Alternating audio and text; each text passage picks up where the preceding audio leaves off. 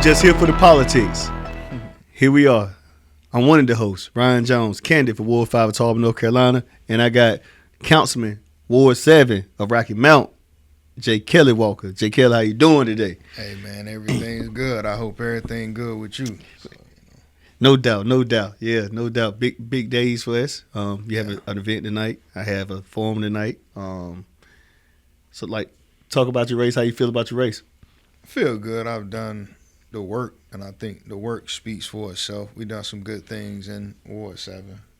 So, keeping the main thing, man. I'm ready for it to get to the finish line, but it's the process you got to go through. So, I'm just trusting that. So, how you feel about your race? Oh, man. You say the main thing. I'm just focused on the seat. Yeah. The seat is what is my main focus.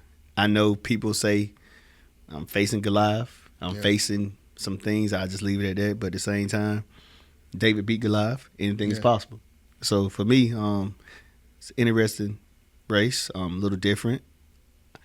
Nothing against my opponent. Me and him have had great conversations all the time. You know, it's just a seat that one of us will be able to be feeling it. That's it. So for you being in Ward 7, how do you feel about your purpose in serving the people? What does serving the people for you look like?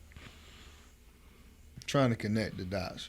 You pretty much are a servant, and I think that's what I've been put on earth to do, is to be a servant. So I think people call with needs. You got grass, community code. Maybe more like haven't had to deal with a lot of crime issues. We had a little week of a guy came into the neighborhood like breaking into cars, but that was more like people leaving their car doors unlocked. Because they felt like it was safe, I guess. Guess so. But I don't know, just being able to take care of people, serving their needs, and just knowing that I always respond back. If you call, you email, I get back with you in 24 hours. Really serving the people and getting out, being visible, and doing the best you can, and knowing that you don't have a magic wand to solve all the problems, and you got to take a stance sometime to do what's uncomfortable. But being uncomfortable, you grow from it. So, not getting too comfortable. That's one way I've been able to keep serving the people. Man, I like that, and I also believe in myself. Like I told somebody the other day, like my race for me is not like being a political race, even though it is politics.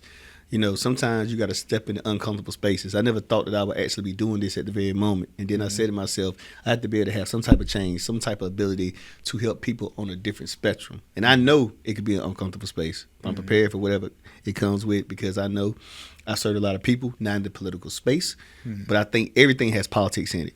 Sports, football, whatever you have, businesses come and go. That's politics. Like, people don't understand, like, politics is in everything, and you got to understand, like, businesses make sense of what makes sense to them.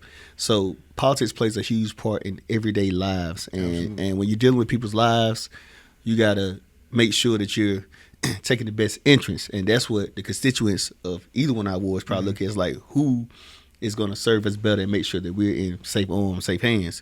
And so in those spaces, I feel like this is an uncomfortable space. It's different.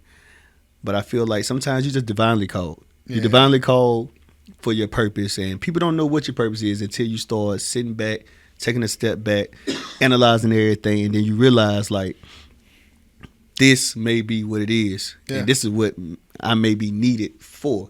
You know, sometimes you got to go into, again, heavy territories and still be able to find a way to put the water on the fire. So that's what it is. Another thing I want to ask you, any new items for your citizens or something that's big? Because you're in Rocky Mount, I'm in little old Tarboro, but it's still a great place. No question, homegrown for Tarboro. So I think the main thing in the cities probably that'll come up soon is in October we got the development of Rodale coming. So they'll build like shell buildings that'll bring economic development into the city of Rocky Mount that's coming into Ward 7. And you got a few developments that's probably in the next 6 months that'll start coming out.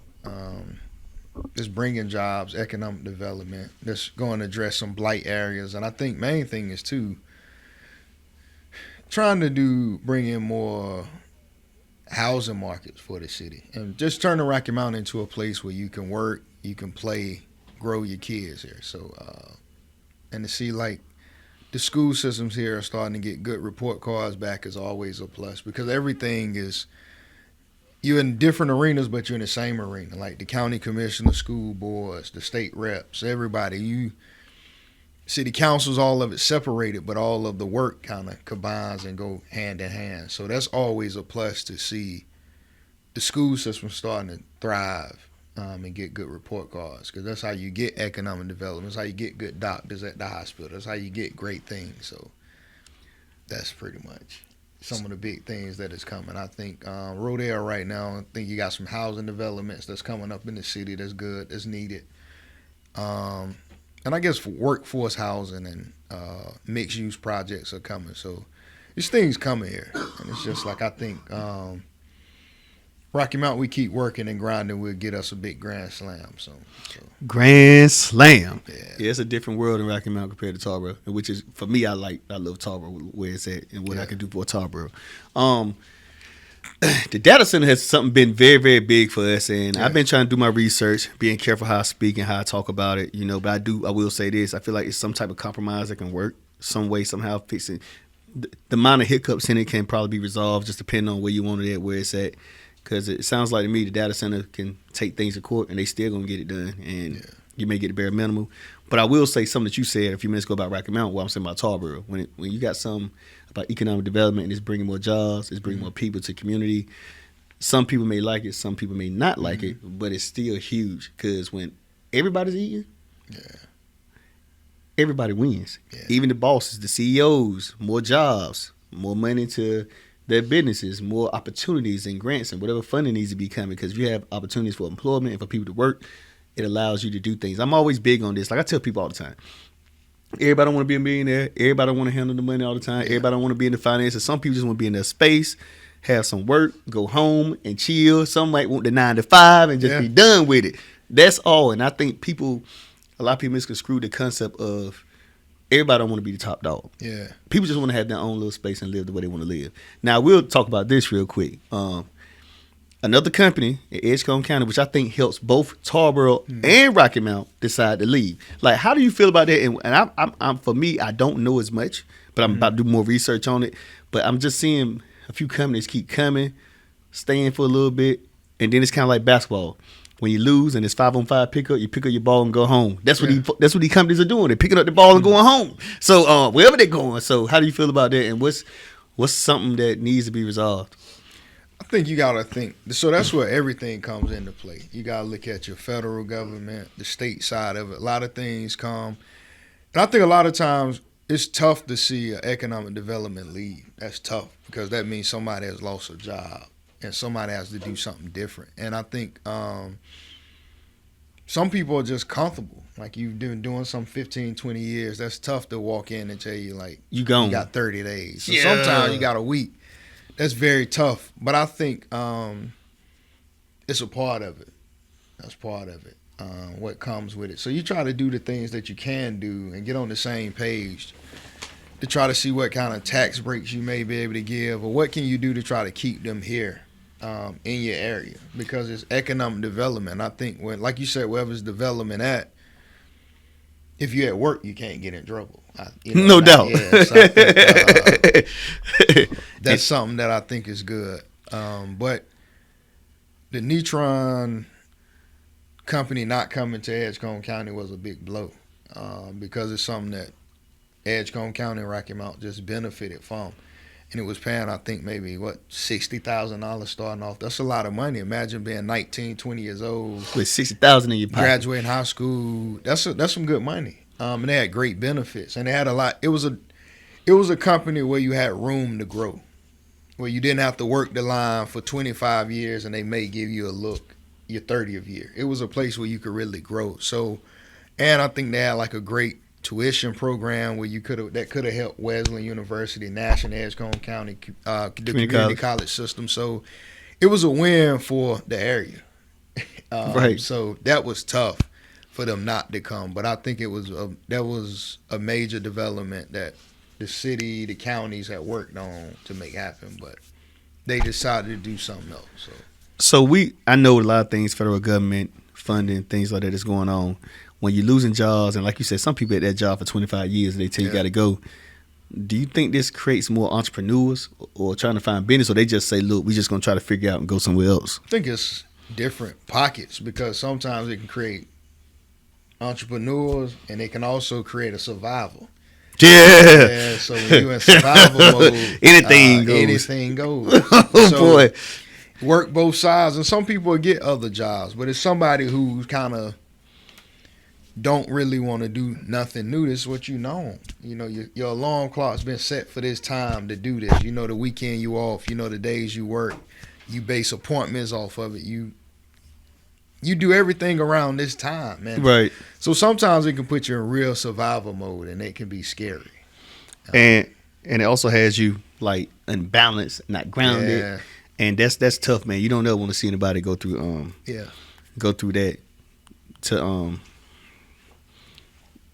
to be in a space where they don't know for sure, like where they're gonna be at and where they're going and where they're going.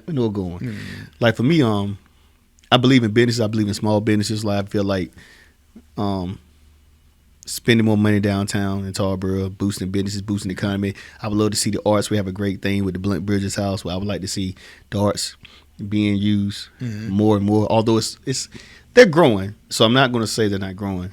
But if we can add more or take it to another notch, we could be able to do that. I'd love to see jazz downtown. I know the symphony is used downtown. I'd love to see more of the symphony.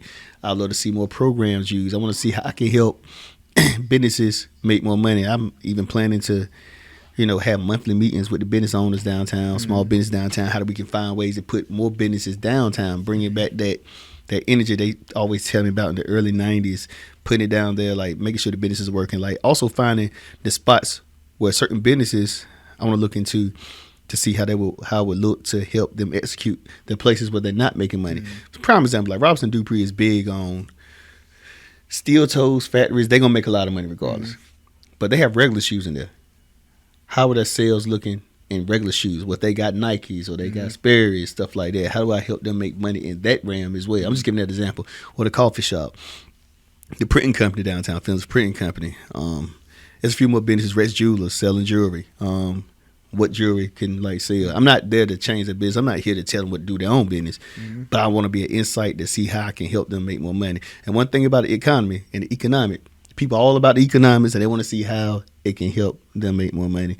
So I'm big on that and having transparency with the police department and the citizens. Not only that, having transparency with the town of Tarboro with their citizens.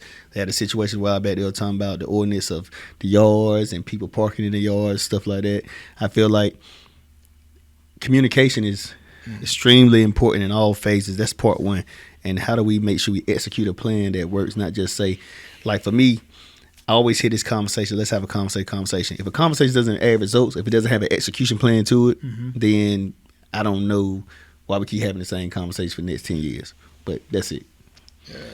What you got in mind? What you got to say? So I think code enforcement is major because people can stay in the house 40 years and you transition on to heaven and your kids take the house. Sometimes kids, and I think the side of town I grew up in on Edgecombe County side, like say Mayview for instance, got a house on the corner, very well known entrepreneur estate, and the house has not been used in 20, 30 years. It's an eyesore.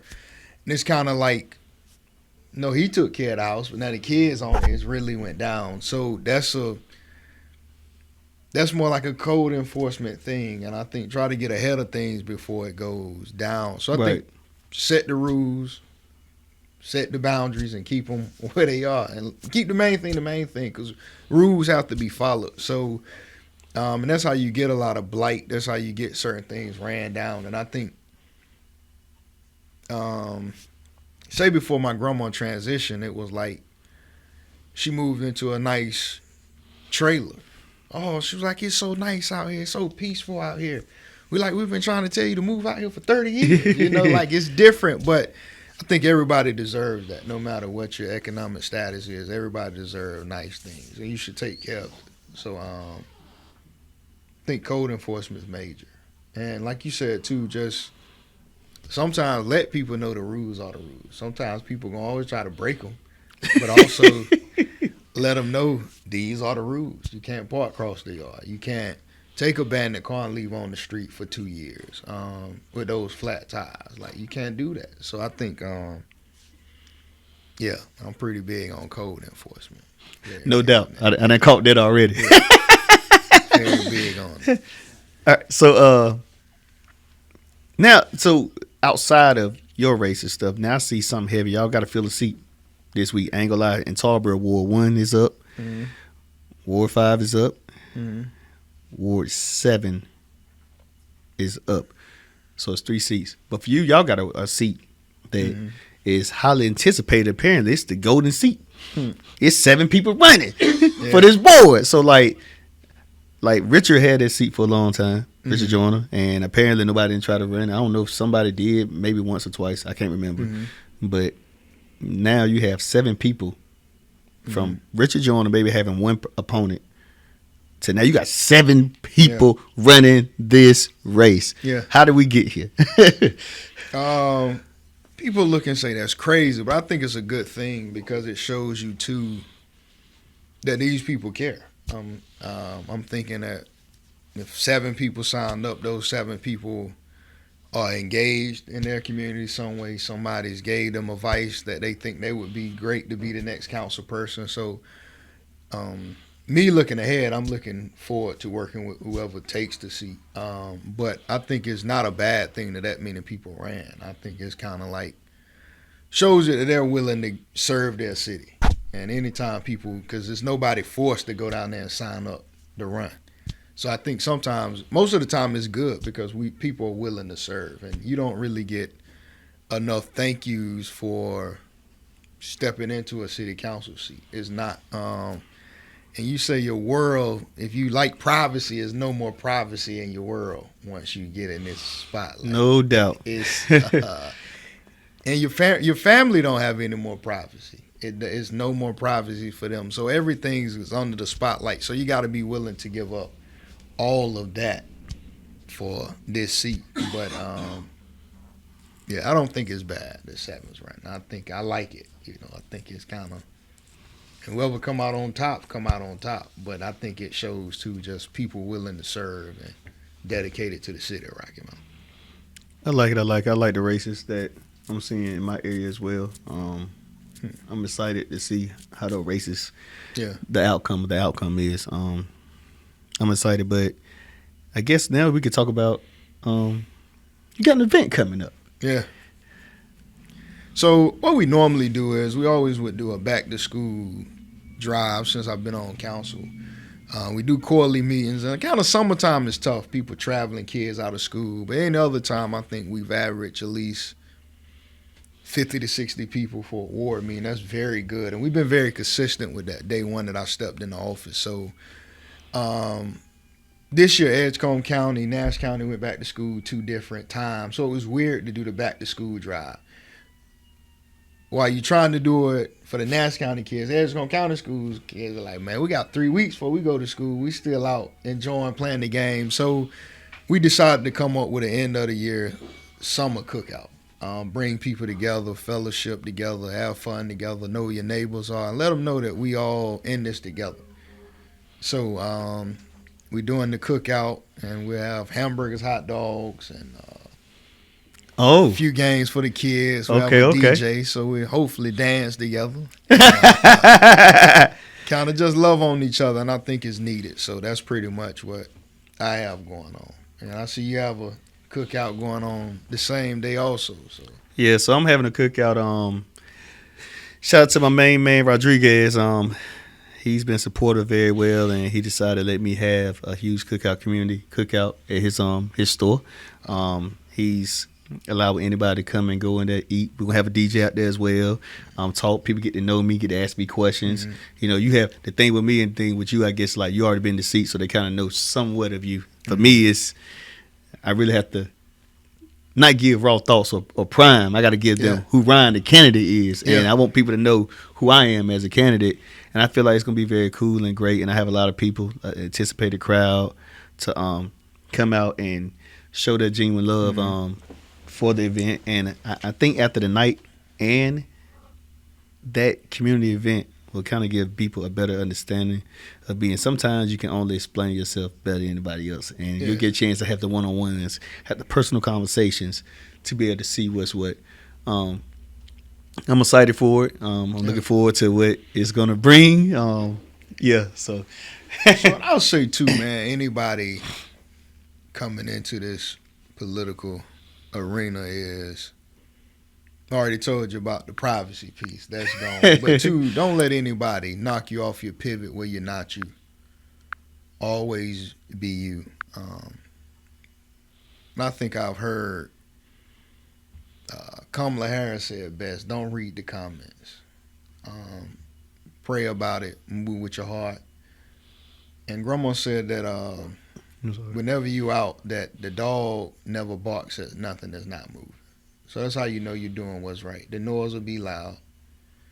I don't say haters, just people who not a fan or not a supporter, and that's okay. And I don't need everybody to always agree with me. If you do, I'm kind of scared of that.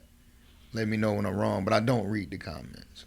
So I block the noise out and I keep going. But I am human. I'm very human. So remember that. You are human. You're going to be human. But try to just stay away from the comments. If I could tell you anything. Like keep your head up.